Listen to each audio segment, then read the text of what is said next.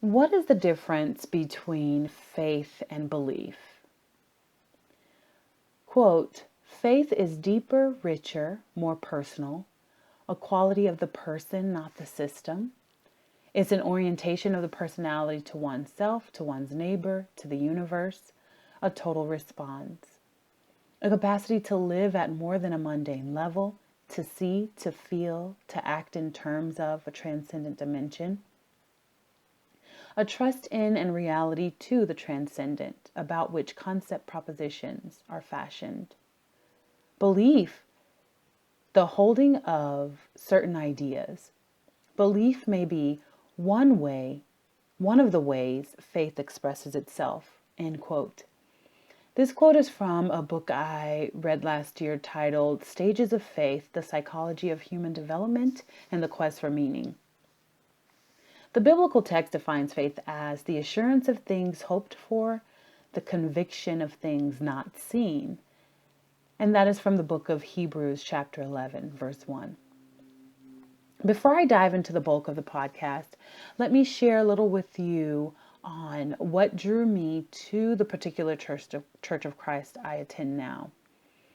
I grew up attending a Baptist church, a predominantly African American Baptist church, multiple times a week. I would say from about elementary school age to the very beginning until around middle school, until we moved and attended a holiness church, I think was the denomination of the one that I sporadically went to as a teenager in high school.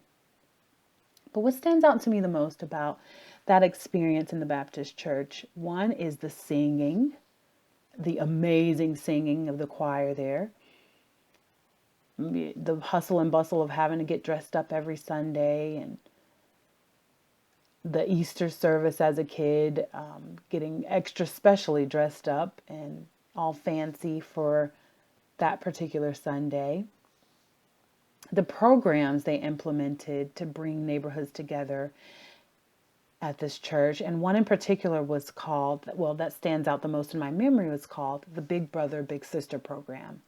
And it's where I would imagine the leadership gathered together, the middle or upper middle class blacks who attended the church, to volunteer with the families and children from the surrounding neighborhoods of the housing projects that were near the church, which we lived walking distance away from there. But that relationship, that mentorship, or that program is one of the things that stand out the most to me. From that program, I got to meet a young single woman who worked and lived in the city, and she lived in like a cool high rise down in the city where she worked. So that was cool getting to know her and getting to spend time with her and her share her life with me in that way. But that's one of the things that stands out.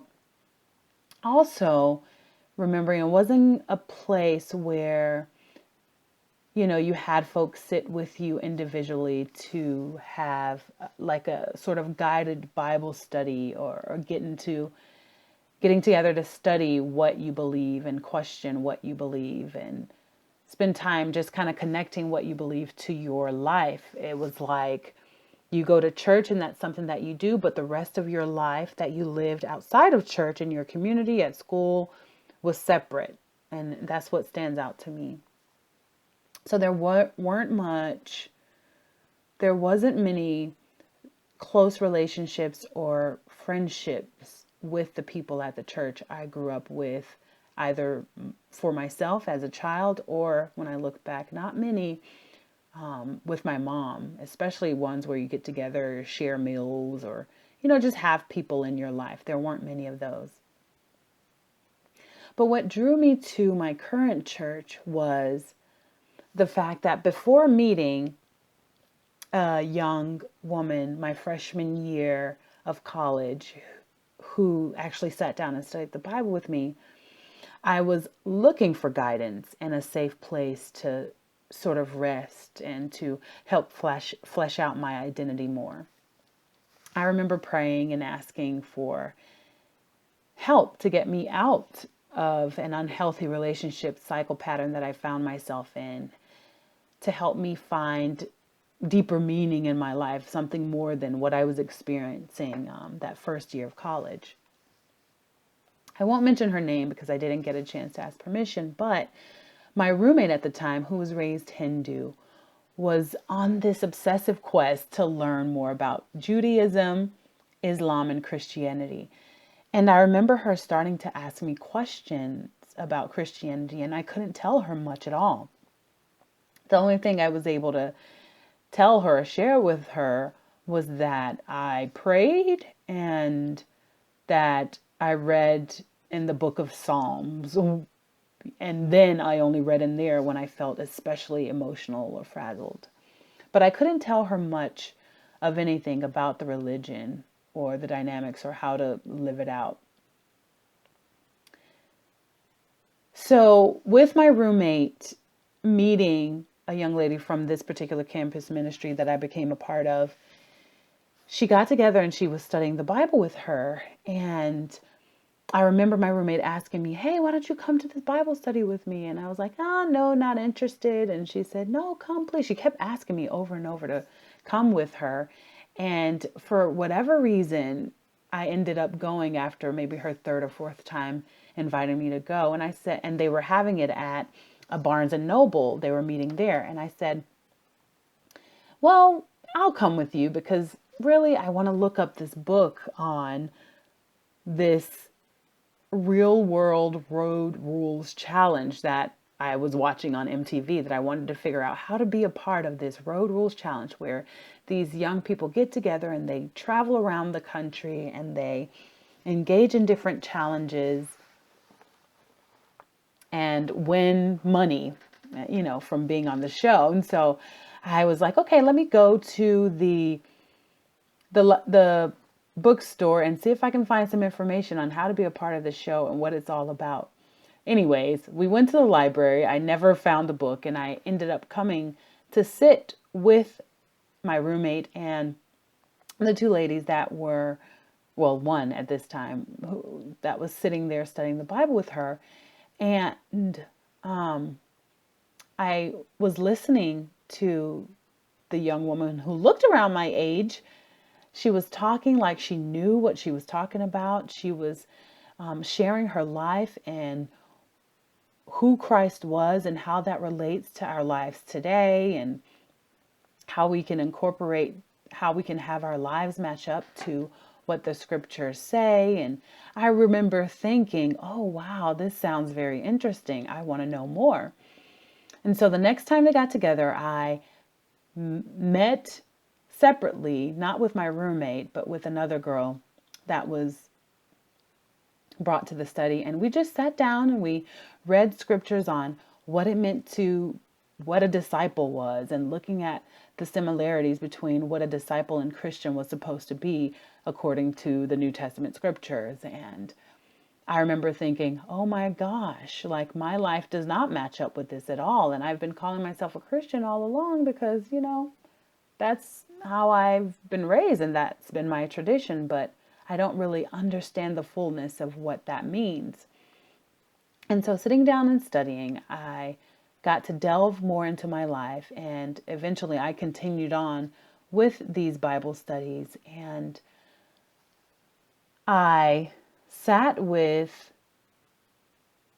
a few women, one who I love dearly even to this day, but she opened the Bible to me in a way that called me higher, that challenged me, that helped me to realize that the way that I was living my life and claiming to be a Christian wasn't what Christ in the scriptures, called us to live. And so I just remember having these studies and it being a safe space to share things that I've experienced and done in my life that I had never shared with anyone else. An open space to wrestle with myself and the things that I felt about life, the things that I felt about relationships, and have someone to share their life and be open with the things that they struggle with and the things that allowed them to come to a point where they can sit with other people and have confidence enough to share their lives with these scriptures with other people. And so with this, I realized, and gained so much peace from these scriptures, from being in these studies, and challenging, having that challenging me to dig deeper into my soul and to connect with something greater than me. The more I was involved in this particular ministry and this campus ministry, the more I realized these same scriptures that were used to help open me up and guide me to something greater than myself and challenge me were also being used to manipulate and to control for the organization's own end. I think of things that stands out during that time of being in those undergrad years, and there was a huge focus on submitting to leadership, and to question really was considered suspect. Your first family or your biological family was never really a priority, which I find which I find interesting, because that's a connection that is huge, a huge part of how you are as a person. But that was never a priority. It was kind of like cut that off and come into this new family, so to speak. People were considered to be falling away from the faith if they wanted to leave and become a member of a different church. Also, there were the legalistic rules that were placed on campus students, that sort of these rules of how the organization worked and how we go about doing different things. I guess I'll get more into that a little bit later, but that was something that stood out. Also, gradually noticing the same division that I saw outside of church in the world, in the world at large, but noticing the same division that is a huge part of the world in the church. Cliques were formed for the most part of whites staying with whites, people of color with people of color. You had the nerdy group of people who kind of stayed with that Georgia Techie nerdy group, which is one of my favorite groups. But then you also had the kids who grew up in this church and who had parents who led in any way, that they were placed as leaders and shown favoritism in different ways than those of us who hadn't grown up in this particular church.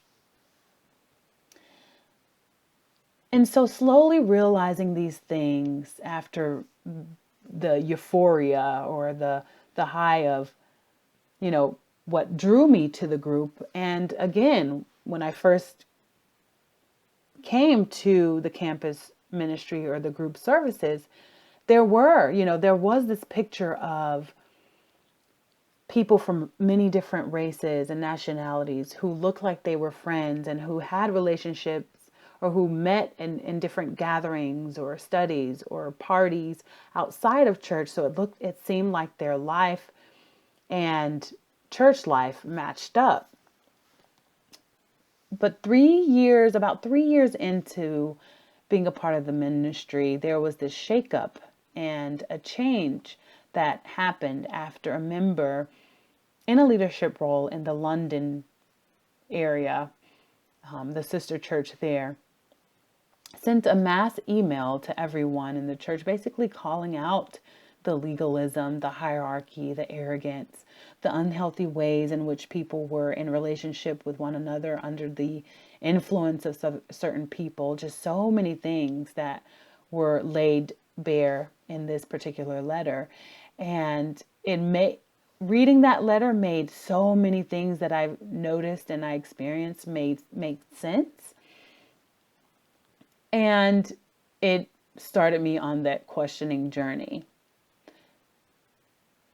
Where I stand today though, and what I have been wrestling with as of late, is having a faith in God, a transcendent dimension, the spirit, universe, whatever you call that, infinite being beyond you and in you that holds the universe together, that is near you, just outside of your grasp, that has already been and not yet come, that doesn't belong strictly to you or your faith group, whatever you call that, that is where I am today, having a faith in this, in God, and learning to sort of recuperate the kind of faith that has nothing to do with being sure of what I believe and everything to do with trusting God, the universe, to catch me, to give me a place of refuge from the chaotic parts of the world and guide me when I'm not sure of anything, especially when I'm not sure of anything. I'd have to say, when I realized what it meant to have faith, I was an elementary school age child. And of course, I didn't have the word for faith. I didn't have the word for it or understanding that what I was experiencing was that. But that was a time when I knew that something greater than me was out there, something bigger than myself. I would go off and sit alone in solitary places and spend time with myself and my imagination. And when I use the word imagination, I don't mean like make believe or fantasy, but imagination as sort of a powerful force that helps to fuel that act of knowing itself. I've read a few authors who critique and think about society, and one of the recurring comments I've found as of late in their writing is them saying in their own words that what we're experiencing in this day and age is a lack of imagination in this capitalistic world, is a lack of imagination. But anyways, I would imagine, and I would think about what holds the world together? What happens to us when we die?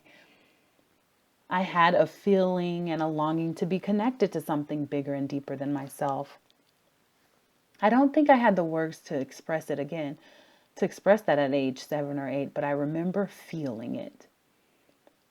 I also had and still have a very active and vivid dream life, similar to my mom, but of a lot of nightmares and scary things I couldn't explain and reoccurring dreams. And I remember having a lot of reoccurring dreams of running and flying off away above where I lived and always slowly being drawn back, pulled back down by gravity to earth. Always. Every time I would run off and try to fly, it was like I would get a little bit off the ground and be forced right back down, kind of like back to reality. You can't fly, But I would have these reoccurring dreams and these vivid dreams. And there's this part of me that feels like that was me already fighting in a way to not live at a mundane level of whatever the mundane was in that particular community at the time.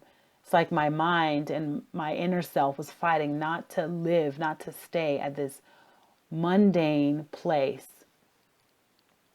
As I reflect now, though, I think these were seeds and seedlings, some planted by my mom and her constantly taking us to church, and some planted by me in my reading books and interacting with the world.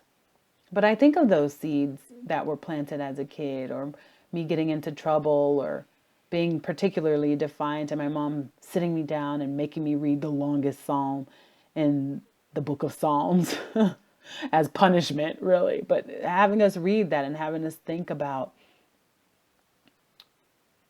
have some words, I guess, bigger than her or outside of her that would try to help us to think about how we were living, or how what was going on inside of us was affecting everything else. I don't know what she wanted in that, but I just remember her. That was sometimes a part of punishment, sitting down and having to read a psalm or through the Psalms. If belief, though, is one of the ways faith expresses itself, then can we say that faith expresses itself through images or an ultimate environment? When I think of ultimate environment, I think of a place where people gather or an ultimate faith environment, or place where your faith expresses itself. I think of a place where people gather with others and their, of their particular faith, like a mosque or a church or a temple comes to mind. And they gather together and they meet, and that's a place where they are able to express their faith.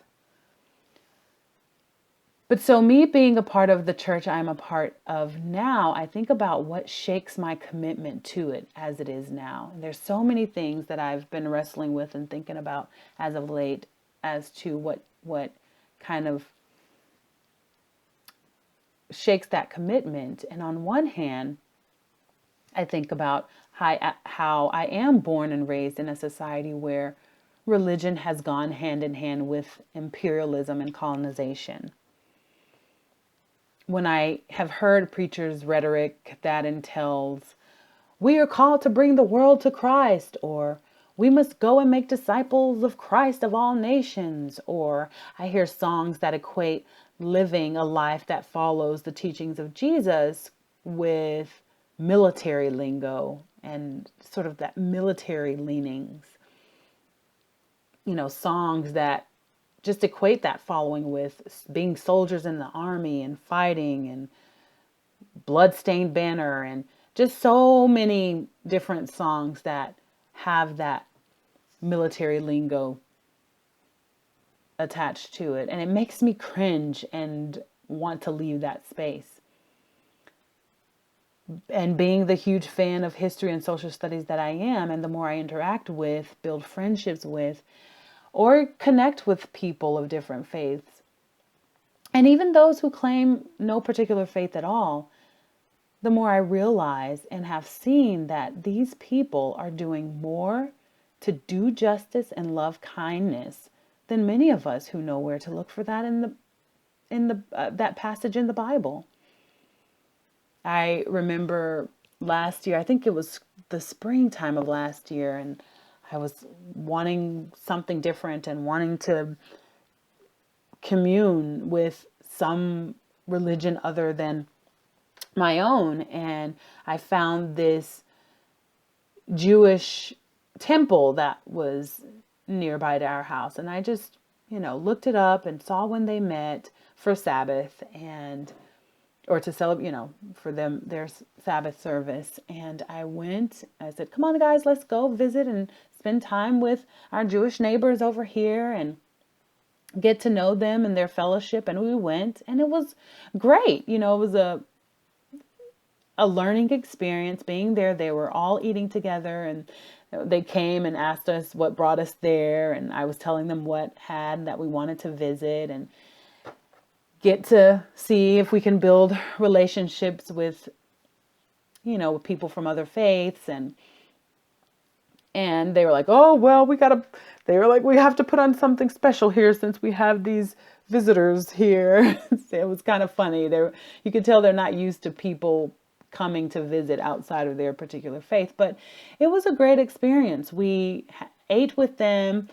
We got to hear them talk about what was going on in their community, in their life. They had young ones who were about to leave for college, and they were just talking about, life. And kind of, it just felt like a big family around a meal, talking about life and relationships, I guess, and how they can connect someone who's going to this state for a particular college function with someone they know there. And that's one of the things I think I really admire about the Jewish people that I've met here. They preserve their community, their history in an amazing way. I mean, having Holocaust museums and all these different, and here, of course, the Bible, hello, they have a amazing talent at preserving their culture, their history, their family units, their community for the most part, in that way. So I admire that about their particular faith. But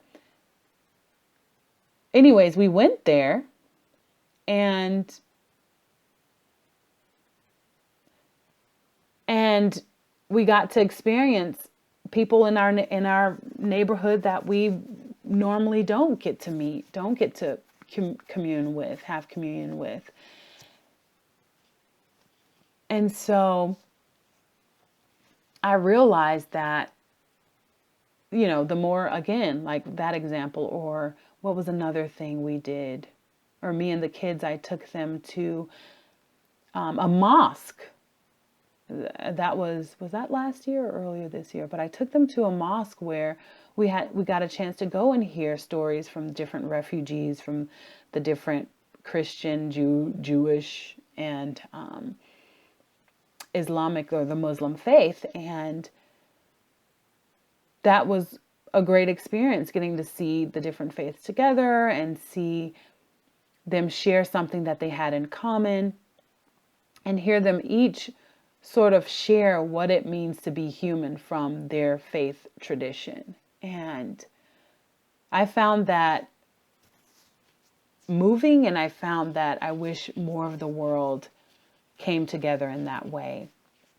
But I realized, though, that there are so many people that are doing justice and loving kindness than those who claim to follow the Bible. And I know that I don't want to get stuck in or have this mentality that looks at the way others communicate and relate to the divine as somehow wholly flawed, and to be dismissed as, oh no, that's not the way, and our way, this is the way that we do it. And don't get me wrong, every religion, especially the major ones, and some sciences as well, have committed horrible atrocities on humanity in the name of religion or in the name of science, which I think is something that should encourage religions to beg questioning and dealing with doubts and be wrestled with. And speaking for myself, I can relate to another author I admire and love to read. Her name's Arundhati Roy.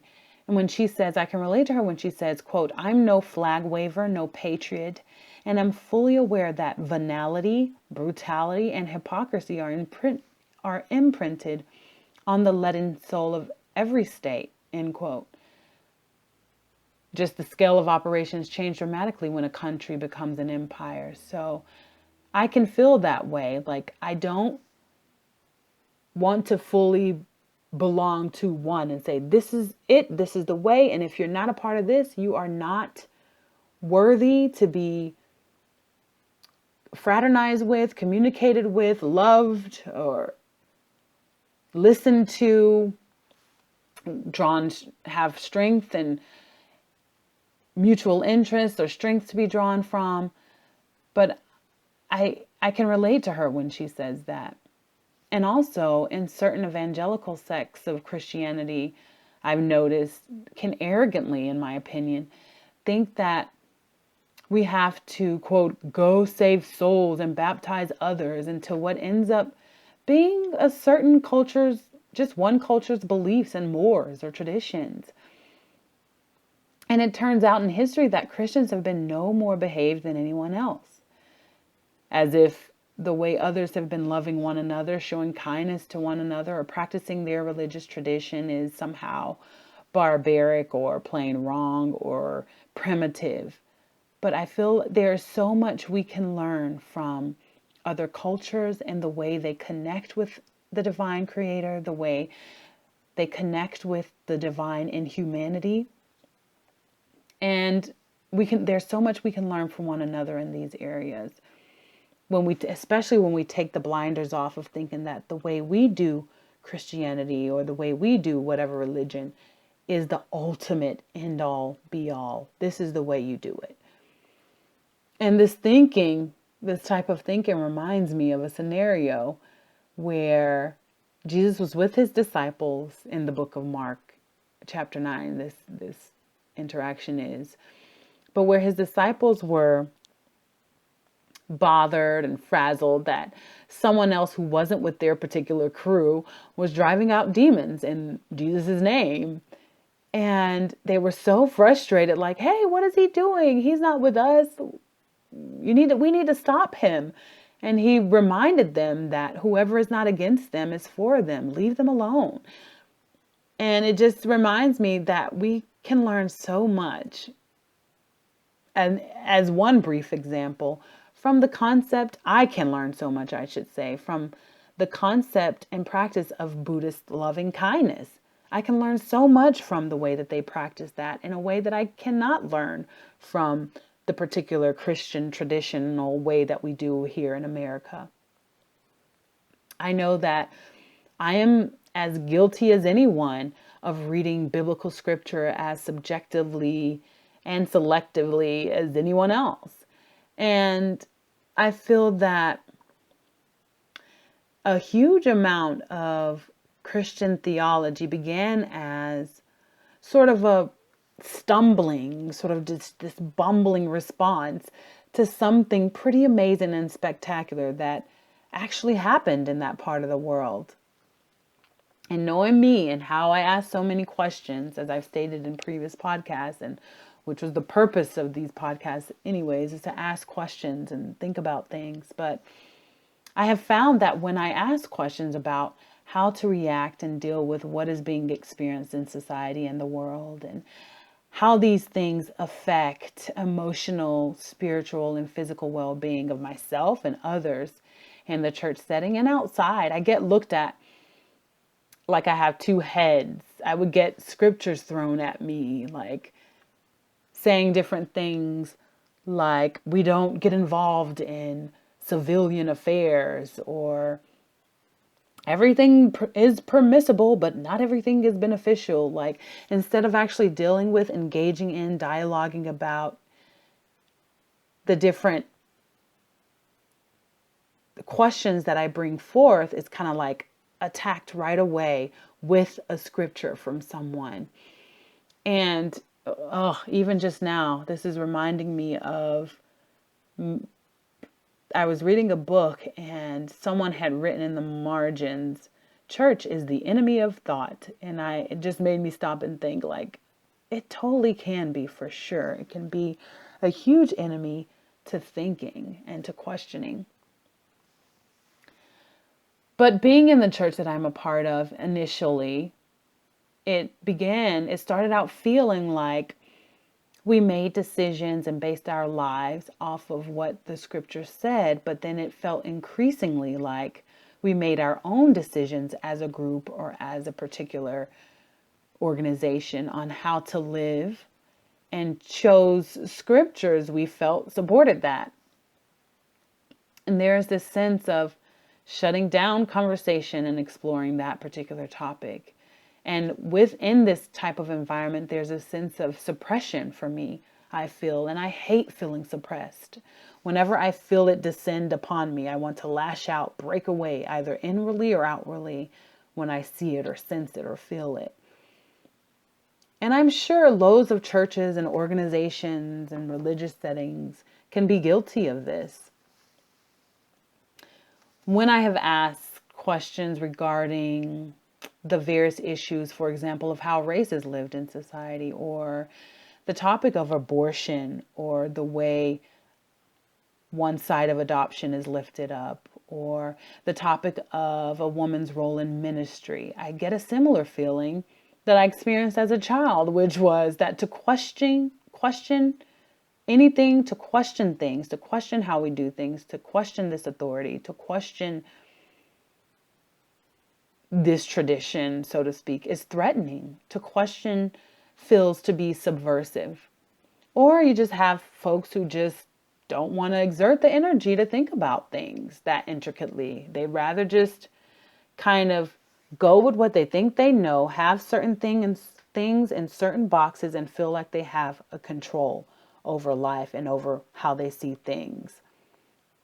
You know, this is good and this is bad. And I have my boxes, and this makes life make sense to me.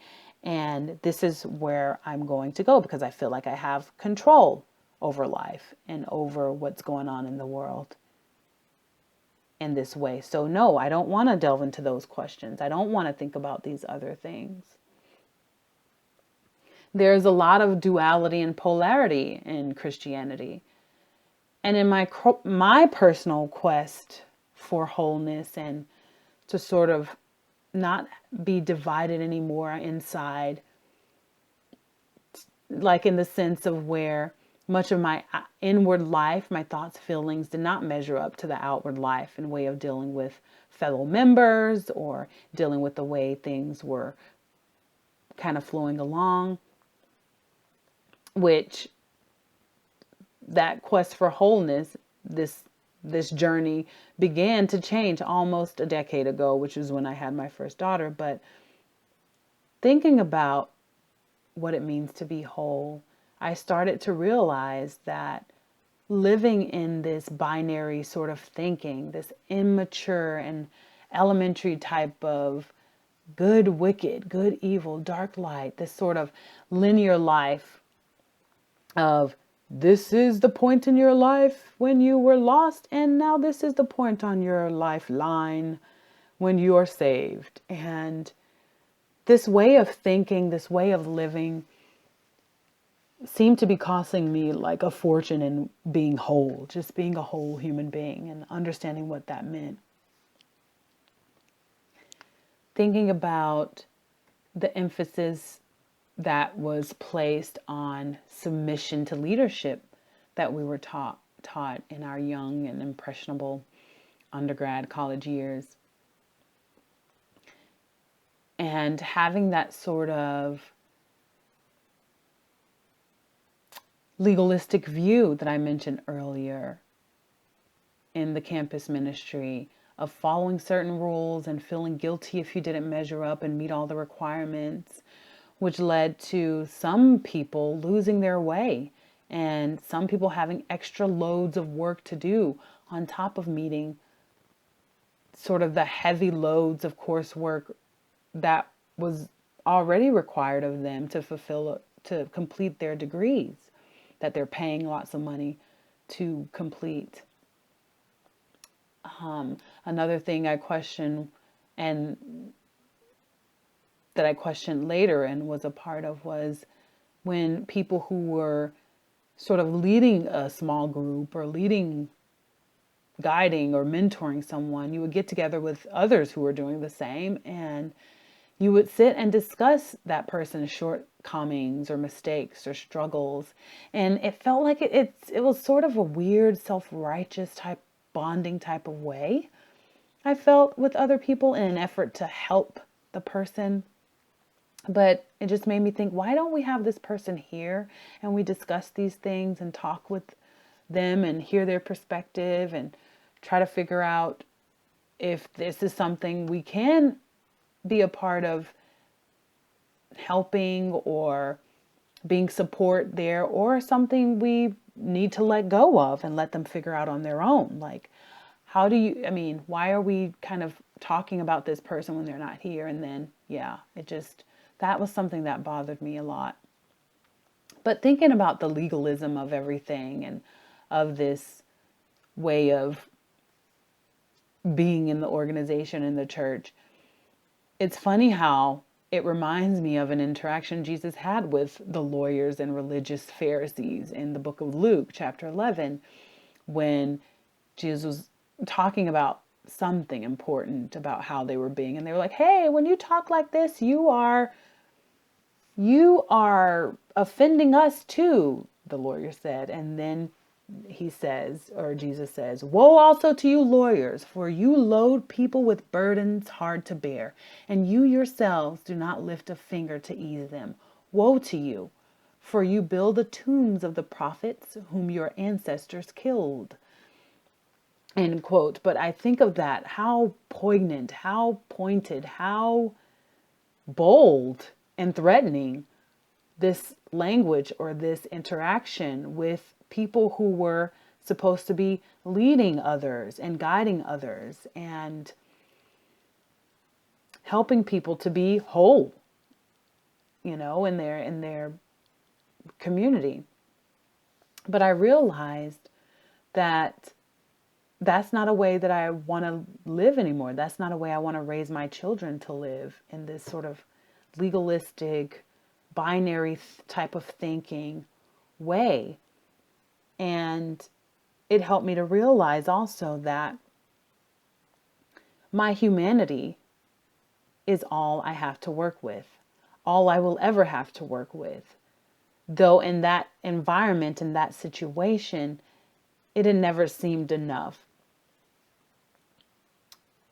And something I have to continue to remember and to remind myself even today is that I, in my body, with the strengths and weaknesses that I have, am enough. And interestingly, interesting enough,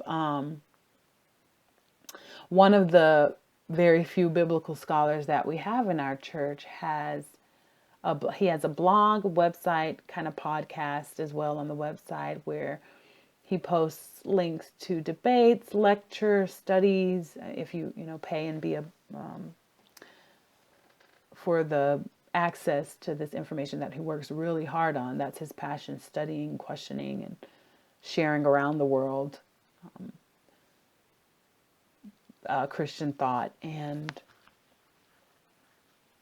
making sense of God in relation to life today. But he has these studies and these collaborations with other thinkers and questioners where he posts various, different series of different things he studies out and he prepares and shares and writes books about.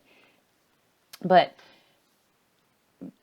signing up for this website, I think it was around 2005, was when I started to think even more about questioning and continuing to look at this particular teacher's progression over the years and his thought and his questions and how he deals with just faith community. Encouraged me to continue to ask questions. It encouraged my question asking. But those are some of the questions that still stands out to me today, because I hear complaints or I hear unrest or discontent even still today from people in sort of the campus ministry and the singles ministry and the way things are set up. It's similar things happening. But also, there was this thirst and this hunger that I had and that I have still to hear more of the study of the nature of God and religious belief from women's perspective, which is quite rare or isolated. If it does happen, it's isolated from men in this particular church. But to have women in more of an equal role in preaching and teaching, where it's more intimate so that we can have dialogue and exchange and not have the same men rather, in rotation, talking down from a, raised pulpit, input in, okay, inspire you, now off you go. I long for that, to have them. And there are women who I would imagine who have great gift or haven't even tapped in their potential to have great gift at being able to preach or just have a space where they can relate the study of and the nature of God and religious belief from their own voices, because they have that gift and their strength. And there's some men who probably would rather do something different besides that. But just kind of having that equality of the sexes, for those who have that gift, to be able to use it and to guide people along and help people gain wholeness and help people delve into themselves in a way that men can't, I think women are able to do. And so I longed for more of that. And so because I don't get it in the church that I'm at now, I have had to go outside of that and look for people in general, but women in particular, who are able to, or who have studied and who have gifts in this area. And that's been refreshing, I have to say. But the fact that there hasn't been a lot of room to question deeply or question in an extremely different way in this area has unsettled me. And when I've done so, I can kind of feel like an outcast, either from my own doing or from others, whether it's in action or in speech. But I have questions, for example, like how to handle the metaphors of women and the metaphors of darkness that you find that depicted in scripture. Reading and listening to biblical scholars who can relate and communicate what they study to the African American experience in this country. Thinking about the text of the Old Testament, which sort of overlays a sacred narrative over our injustices and oppression. But ironically, the same text gives us the language for fighting against this oppression. The very text I, in a way, battle with gives me the language to fight against it. As a woman, I have felt oppressed by the text. And this text has also given me some of the very language to talk about this oppression. It's kind of bizarre. But to look at these different metaphors that are used, like the vast amount of sexual violence visited on women in the scripture.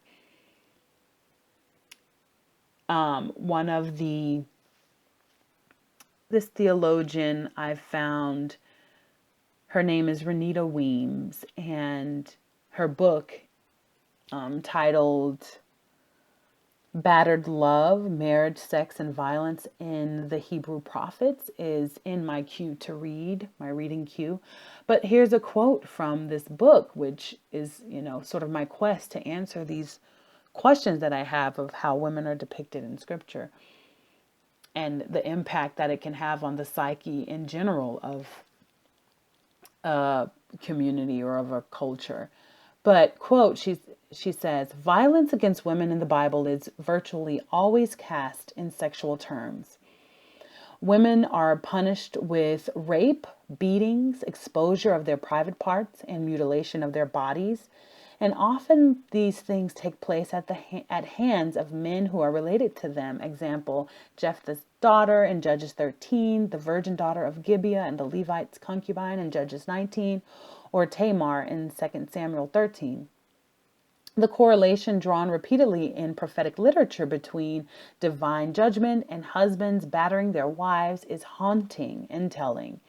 It suggests that as far back as the days of biblical writings, women in love were women in trouble. At the very least, it should convince those who dismiss feminist criticism of biblical language and biblical patriarchy as lacking depth, inconsequential, and trendy that there is probably more than a chance connection between patriarchy and violence against women, end quote. But this is something that I have had questions about that I'm finding, living water, so to speak, of people who have wrestled with this before me and getting to read them and think about what I read and think about how this can fuel how I am in my life as a woman, as my inward and as my journey to having wholeness, and also how I relate to the wider world. But this is one of the subjects or one of the big questions that I want to tackle. Also, the metaphor of darkness that we see in the biblical text, how this language of darkness can affect those, for example, with dark skin. Looking at all the different ways and the different languages and words that people use to describe, or looking at everything that people use to place under the name darkness or under this blanket word of darkness. It's like everything bad goes in darkness and everything good and worthy goes in the light.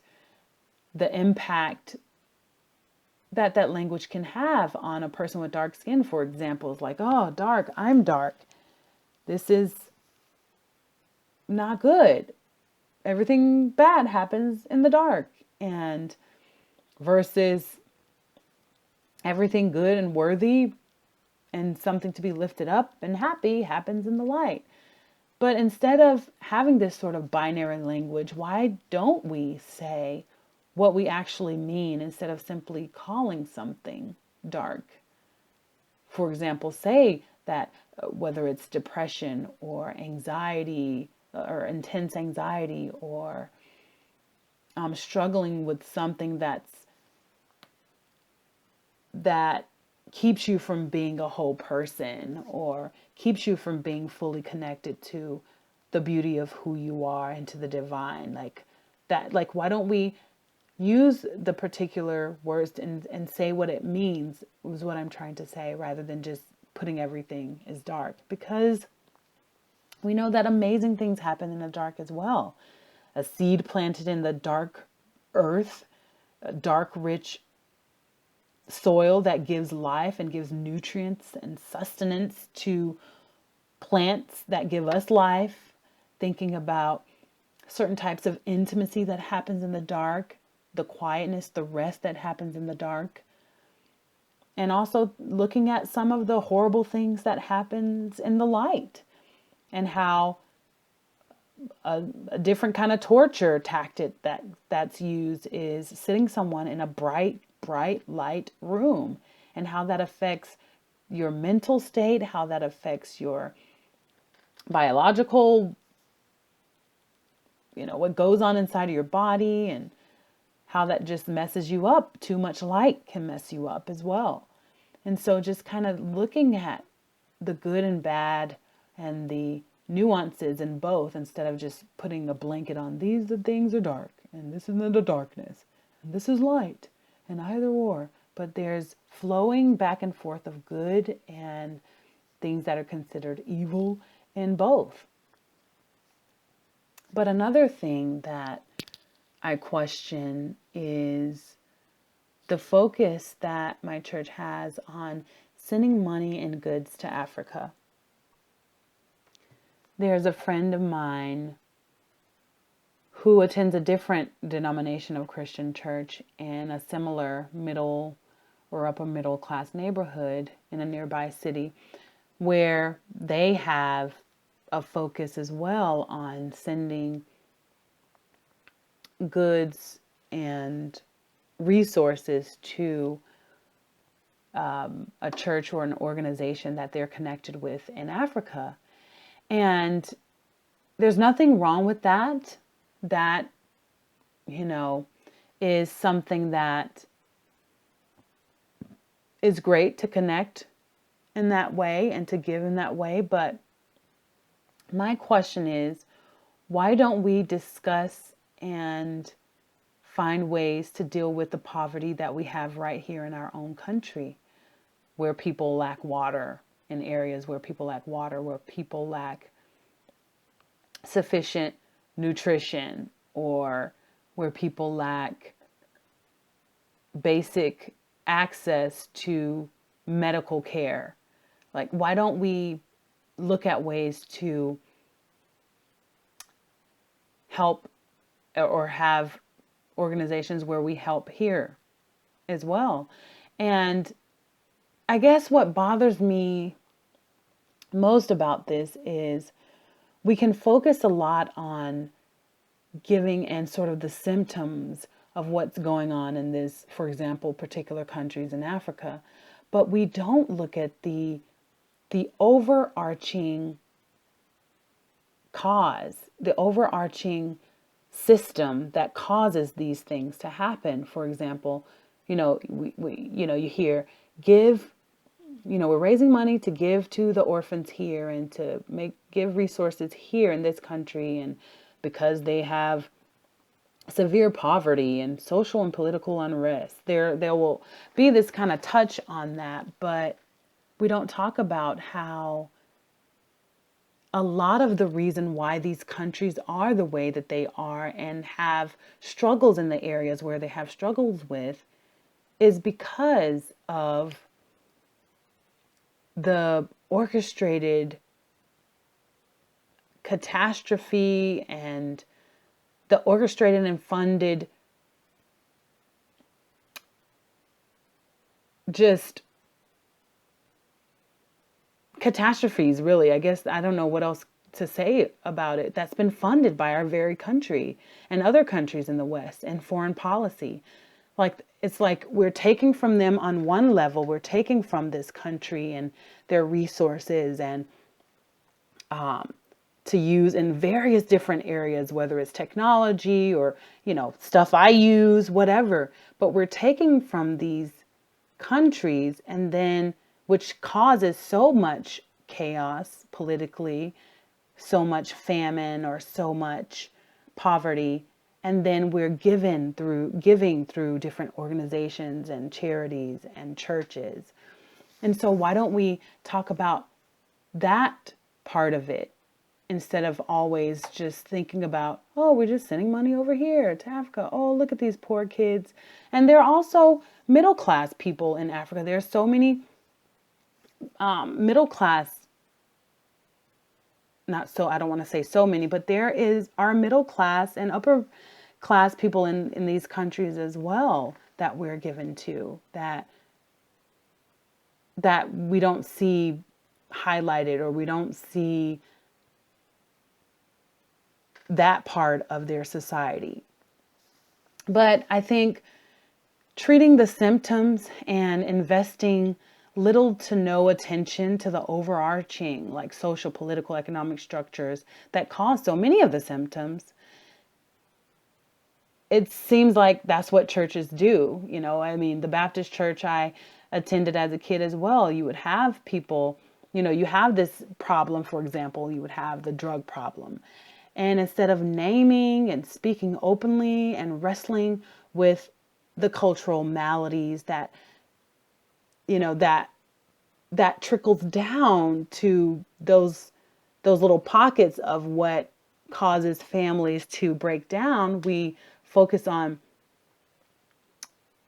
the individual, or say things like, these kids need to pull up their pants and they need more fathers in their lives, for example. Where are the fathers? Men need to be with you. Men need to be with your kids. But we're not looking at the system that is causing a lot of these young men or young fathers, or fathers in general, to be taken away or to be absent. We just look at the symptom. And don't get me wrong, you need both. You need people that focus on the symptoms, and you need people that focus on that overarching main cause that causes it, and some of the big different things that cause these symptoms.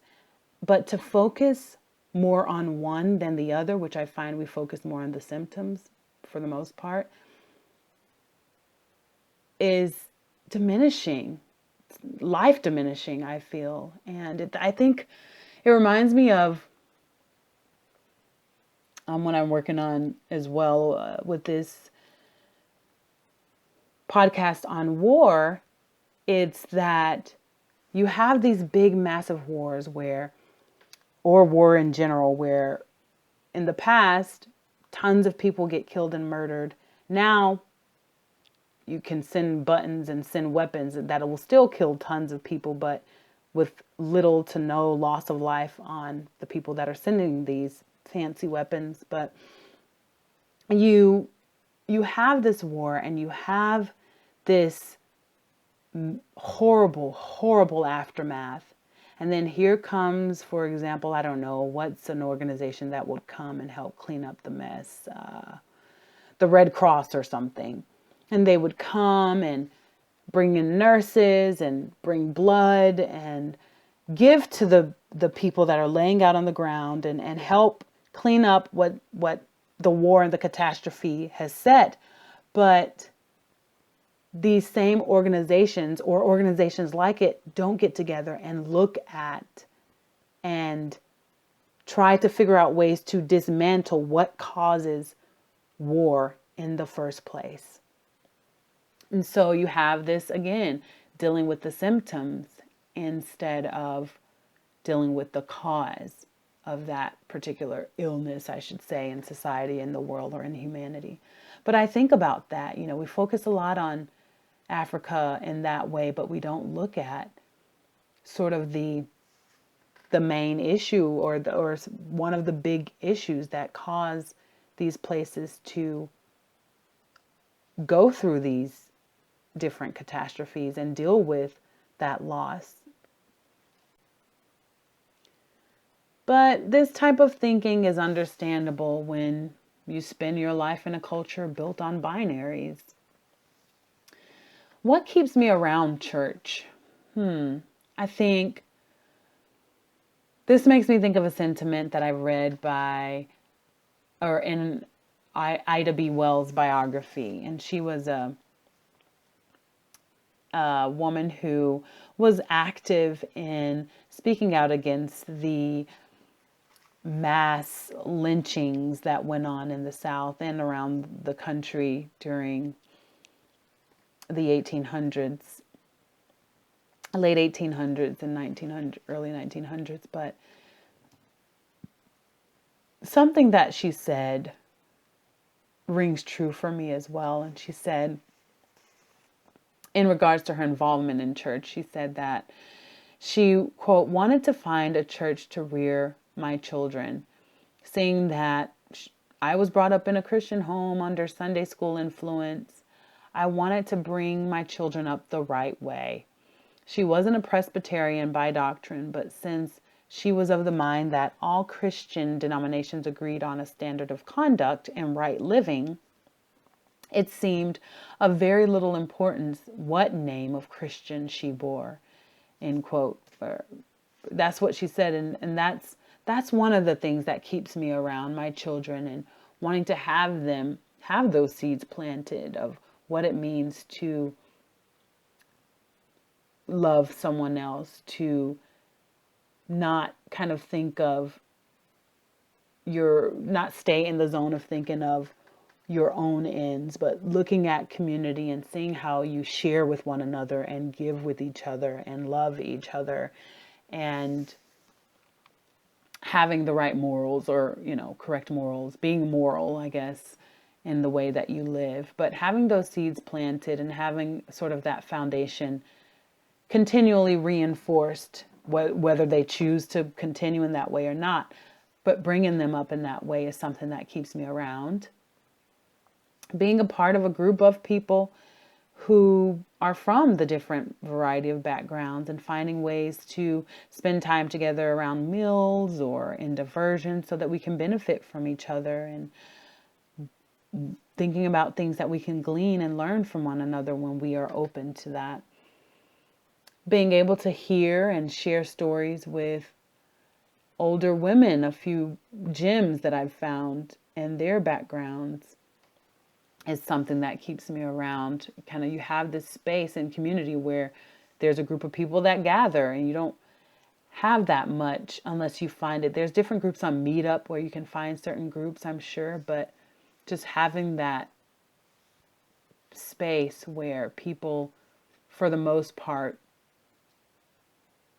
want to be there to share with one another something, whatever it is that they feel like sharing at the time, or gift or strength.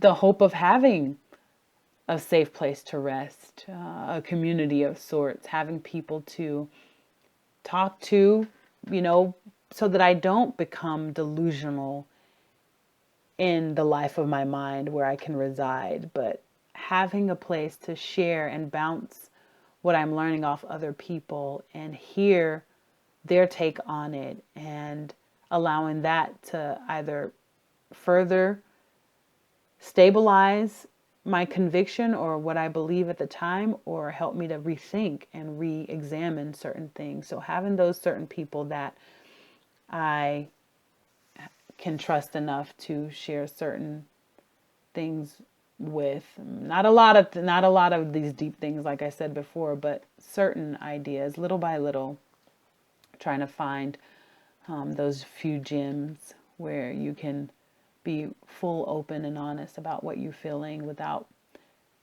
having to be attacked by scriptures. I mean, and that's the thing. I think the whole thing, reading the Bible all these years, is like the whole purpose, I feel, of the Bible and reading it is to be able to sit it down and sit it aside and deal with the humanity of another person. Not like we say, your Bible is the sword, you use it, kink, kink, kink. But but the whole purpose, I feel, is to be able to read it and live it and sit it aside. I think that's something that Jesus was even saying in his ministry. When you read in the New Testament, it's like you become that living word. You become that love and that peace and that all that stuff to share with other people, rather than using it to shut someone down or hinder question asking. But that's something that, to find a place to gain insight and guidance after fulfilling my vocation in the world. In some ways, I do feel like I am in the wilderness, though, in regards to my place in the way the church functions. And this reminds me of a quote from Barbara Taylor, who she was a former Episcopalian priest, and she now teaches in North Georgia, in the School of Humanities, which is funny. She was like in divinity and she's now teaching in humanities. It's so interesting. But in a quote, in a quote from her book, which inspired the title of this book, Leaving Church, she says, "Time in the wilderness teaches one that faith has both a center and an edge, and both are necessary for the soul's health. If there was one complaint, it would be that Mother Church lavished so much more attention on those at the center than those at the edge." And I can relate to that. You see, I mean, what do you think about when you think of the center of a particular church? I think in the center, I think to preserve, you think traditions, I think conformist, conform to the way that we do things so that we can be one unit, or versus life on the edge, which is sort of a non-conformist way of being, freedom and wide open spaces, which is a place that I am residing right now, and where I am learning and able to question and able to delve out and grab a hold of people from other different faiths and learn from them and share what I know and grow, and not stay the same or not stay closed off in any kind of way, but having wide open spaces where I can learn and grow and to continue to understand what it means to be whole. Where does this leave me now as I near the end of as I wrap up the podcast? There may be aspects of this church group that I do not necessarily agree with, but there are valid and admirable points that lead me to remain here in order to see these things fulfilled. So take from it what you will. I'm not sure where I'm going from here. This is just a part of my story. Would I ever leave church completely? Not really. I think I need too much of a reminder that falling and stumbling is a way of life. And until I can find another place that can help me do that even better, yeah, I don't think I could leave church completely. Maybe there isn't an answer to my dilemma, or is it a dilemma? Is it a problem? I don't know. Maybe there's an answer right now to my wrestling. Maybe me just continuing to live is my answer. Thank you for listening. Keep questioning and keep being awesome.